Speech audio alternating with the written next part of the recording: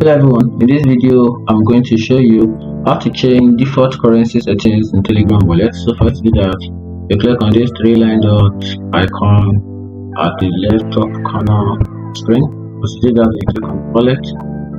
Once click on the wallet, then you have to be a few seconds for the wallet app to load.